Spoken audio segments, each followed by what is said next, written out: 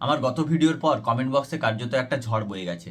জয়দীপ সিনহা, সৌভিক স, সুদিন দাস, অতনু বাবু, আপনারা অনেকেই আমাকে ফার্মা মাফিয়াদের দালাল বলেছেন। কেউ কেউ ভ্যাকসিনের লং টার্ম সেফটি টেস্টে লিখিত প্রমাণ চেয়েছেন। আবার কেউ কেউ প্রশ্ন তুলেছেন যে আমি টাকা খেয়ে এই ভিডিও বানাচ্ছি কিনা। আমি আপনাদের এই ক্ষোভ এবং অবিশ্বাসকে একদম সম্মান জানাই, কারণ কোভিডের পর ভ্যাকসিনের নাম শুনলেই মানুষের আতঙ্কিত হওয়াটা খুব স্বাভাবিক। আজ আমি কোনো মন গড়া কথা বলবো না। একজন রেজিস্টার্ড ফার্মাসিস্ট হিসেবে আপনাদের করা প্রতিটা কঠিন এবং অপ্রিয় এবং যুক্তিপূর্ণ প্রশ্নের উত্তর দেব সরাসরি বিজ্ঞান এবং ক্লিনিক্যাল ট্রায়ালের ডেটা এবং কেমিক্যাল কম্পোজিশন দিয়ে। কারণ আমি চাই আপনারা আমাকে অন্ধভাবে বিশ্বাস না করে বিজ্ঞানকে বিশ্বাস করুন। এমডি শাহিনুর জামান এবং সরোজ কর্মকার একটা দারুণ পয়েন্ট তুলে ধরেছেন। ওনারা বলছেন, একটা গ্যাসের বড়ির পাতায় যেমন সব উপাদানের নাম লেখা থাকে, তেমনি এই ভ্যাকসিনের ভেতরে ঠিক কী কী কেমিক্যাল বা উপাদান আছে সেটা একটু খোলাসা করে বুঝিয়ে দিন। আর আপনাদের অনেকের মনেই একটা মস্ত বড় প্রশ্ন আছে, আমি তো সুস্থ, আমার তো কোনো রোগ নেই, তাহলে আমি কেন শুধু শুধু শরীরে ভ্যাকসিন নেব? এটা তো কোম্পানিগুলোর ব্যবসার ফাঁদ। খুব সহজ ভাষায় বুঝুন, ভ্যাকসিন আসলে কি করে আর এটা কিভাবে কাজ করে। ছোটবেলায় আমরা সবাই পোলিও ড্রপ খেয়েছি, লোহায় কেটে গেলে আজও আমরা টিটেনাস ইঞ্জেকশন নিই। এগুলো আমরা কখন নিই? রোগ হওয়ার পর নাকি সুস্থ থাকতে? অবশ্যই সুস্থ থাকতে। ভ্যাকসিন হলো আমাদের শরীরে রোগ প্রতিরোধ করার ক্ষমতা বা ইমিউনিটির জন্য একটা মিলিটারি ট্রেনিং। একটা সুস্থ দেশের আর্মি যেমন যুদ্ধ শুরু হওয়ার আগেই অনবরত প্র্যাকটিস বা মহড়া করতে থাকে, যাতে আচমকা শত্রু দেশ আক্রমণ করলে তারা যুদ্ধ জিততে পারে, ভ্যাকসিন ঠিক সেই কাজটাই করে। ভ্যাকসিনের মাধ্যমে আপনার শরীরে ওই ভাইরাসের একটা দুর্বল বা নকল অংশ ঢুকিয়ে দেওয়া হয়, যা কোনো ক্ষতি করতে পারে না, কিন্তু আপনার শরীরের ইমিউনিটি ওই নকল শত্রুকে দেখে চিনে নেয় এবং তাকে মারার জন্য অস্ত্র বা অ্যান্টিবডি তৈরি করে রাখে।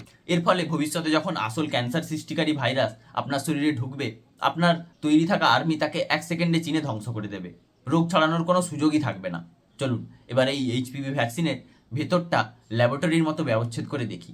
বর্তমানে ভারতে যে এইচপিভি ভ্যাকসিনগুলো পাওয়া যায়, যেমন ভারতের নিজস্ব সেরাভ্যাক বা বিদেশি গার্ডাসিল, সেগুলোর মূল উপাদান কোনো জ্যান্ত বা মরা ভাইরাস নয়।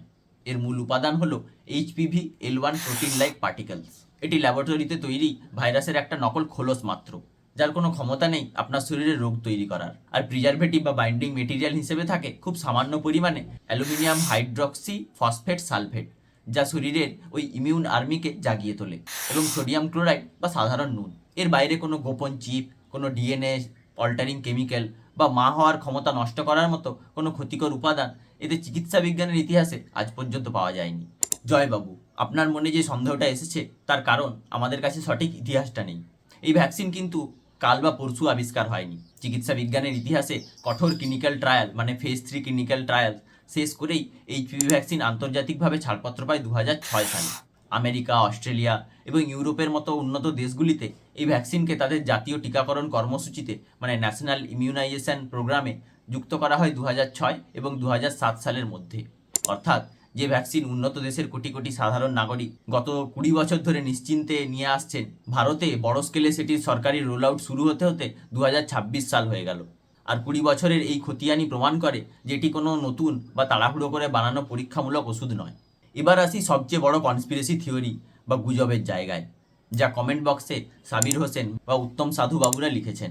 বিল গেটস টাকা দিয়ে ভারতে ভ্যাকসিন পাঠাচ্ছে আমাদের জনসংখ্যা কমানোর জন্য। খুব ঠান্ডা মাথায় লজিকটা বুঝুন। Bill and Melinda Gates foundation মানে BMGF সারা পৃথিবীতে পোলিও, ম্যালেরিয়া এবং ক্যান্সার প্রতিরোধের জন্য WHO এবং বিভিন্ন আন্তর্জাতিক সংস্থাকে ফান্ড বা অনুদান দিয়ে থাকে। তারা কোনো ভ্যাকসিন তৈরি করে না, তারা ভ্যাকসিন কেনার জন্য গরিব দেশগুলোকে আর্থিক সাহায্য করে। ভ্যাকসিন কোনো জন্ম নিয়ন্ত্রণ বডি নয় যে এটি আপনার শরীরের ইন্টারনাল স্ট্রাকচার ড্যামেজ করে দেবে। যদি জনসংখ্যা কমানো বা মা হওয়ার ক্ষমতা কেড়ে নেওয়া এর উদ্দেশ্য হতো, তবে গত 20 বছর ধরে আমেরিকায় বা অস্ট্রেলিয়ার মেয়েরা এই ভ্যাকসিন নেওয়ার পর সেখানে জনসংখ্যা শূন্য হয়ে যেত। হোয়াটসঅ্যাপ ইউনিভার্সিটির এই পপুলেশন কন্ট্রোল থিওরি সম্পূর্ণ কাল্পনিক এবং বিজ্ঞান বিরোধী। তবে আপনাদের এই আতঙ্কের পেছনে ভারতের একটা পুরনো এবং সত্যি ঘটনা জড়িয়ে আছে, যা আমাদের কমেন্ট বক্সে রাকেশ বাবুর মতো অনেকেই উল্লেখ করেছেন। অনেকে ভাবছেন পাঞ্জাব বা বিহারের কিছু আদিবাসী মেয়ে ভ্যাকসিনের ট্রায়ালে মারা গেছে। একজন রেজিস্টার্ড ফার্মাসিস্ট হিসেবে আমি আপনাদের এই ঘটনার আসল সত্য ফাইলটা খুলে দেখাচ্ছি। ঘটনাটি পাঞ্জাব বা বিহারে নয়। 2009 সালে ভারতের অন্ধ্রপ্রদেশের খাম্মাম এবং গুজরাটের ভাদোদরা জেলায় PATH পাথ নামের একটি আন্তর্জাতিক এনজিও এবং Indian council of medical research মানে ICMR যৌথভাবে একটি ডেমনস্ট্রেশন প্রজেক্ট বা পর্যবেক্ষণমূলক কর্মসূচি চালিয়েছিল, যেখানে প্রায় 23,000 আদিবাসী স্কুল পড়ুয়া মেয়েকে এই HPV ভ্যাকসিন দেওয়া হয়। সেই কর্মসূচি চলাকালীন দুর্ভাগ্যবশত 7টি মেয়ে মারা যায়। সারা দেশে তোলপাড় শুরু হয়।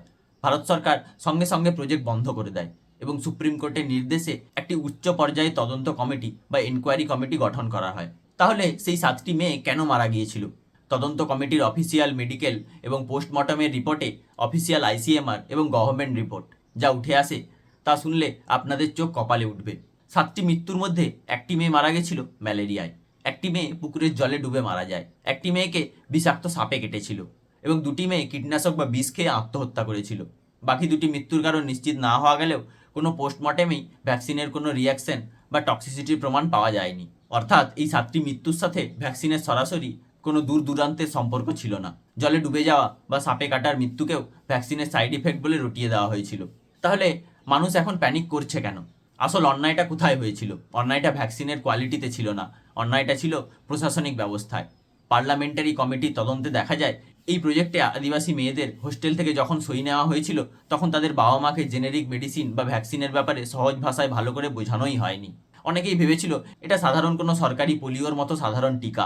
এই প্রশাসনিক গাফিলতি এবং তথ্যের অভাবের কারণে মানুষের মনে একটা ক্ষোভ তৈরি হয় এবং একটা রটনা তৈরি হয় যে বিদেশি সংস্থা এসে আমাদের আদিবাসী মেয়েদের ওপর এক্সপেরিমেন্ট করে মেরে ফেলছে। প্রশাসনের সেই ভুলের খেসারত আজ ভারত গত 15 বছর ধরে দিচ্ছে। লক্ষ লক্ষ মহিলা জরায়ু মুখের ক্যান্সারে মারা যাচ্ছেন শুধু এই একটা গুজবের কারণে সৃষ্টি অবিশ্বাসের জন্য। আজ 2026 সালে দাঁড়িয়ে ভারতের চিকিৎসা ব্যবস্থা অনেক বেশি কড়া, সচেতনতা অনেক বেশি। তাই পুরনো খবরের অর্ধেক সত্য জেনে নিজের বাড়ির মেয়েকে এই জীবনদায়ী কবচ থেকে বঞ্চিত করবেন না। এবার আসি সৌভিক স এবং অতনুবাবুর সবচেয়ে কঠিন চ্যালেঞ্জে। ওনারা বলেছেন মুখে বাতেলা না দিয়ে 5 থেকে 10 বছরের pure placebo control trial report দেখান। চলুন আপনাদের লিখিত প্রমাণটাই দেওয়া যাক।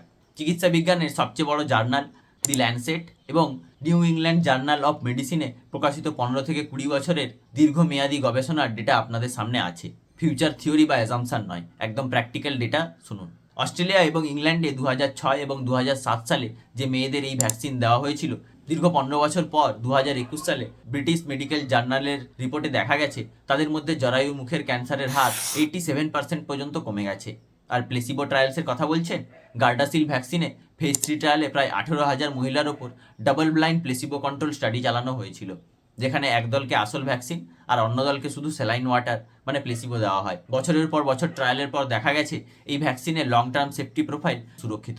সৌভিক ভাই, আপনি বললেন ফার্মাসিস্টরা শুধু নিজেদের ব্যবসার ধান্দা দেখে। যদি ব্যবসার ধান্দাই দেখতাম তবে আমি চাইতাম বাজারে ক্যান্সারের রোগী বাড়ুক, কারণ একটা ক্যান্সার রোগীর কেমোথেরাপি আর দামি ওষুধের পেছনে লাখ লাখ টাকার ব্যবসা হয়। এই ভ্যাকসিনটা নিলে কিন্তু সেই লাখ টাকার ওষুধের ব্যবসাটা বন্ধ হয়ে যাবে। এবার আপনিই বিচার করুন ধান্দাটা কোন দিকে। সবশেষে সুদিন দাস এবং সাবির হোসেনের কথা বলি। সুদিন বাবু, আপনি প্রশ্ন করেছেন এই ভ্যাকসিন বাধ্যতামূলক কিনা। না, সরকার এটি কাউকেই জোর করে দিচ্ছে না। এটি সম্পূর্ণ আপনার ব্যক্তিগত সিদ্ধান্ত। আপনার যদি তাও সন্দেহ থাকে আপনি আপনার পরিচিত কোনো বড় গাইনোকোলজিস্ট বা অনকোলজিস্টের কাছে যান। ওনাদের প্রেসক্রিপশন ছাড়া এই ভ্যাকসিন নেওয়ার কোনো প্রয়োজনই নেই।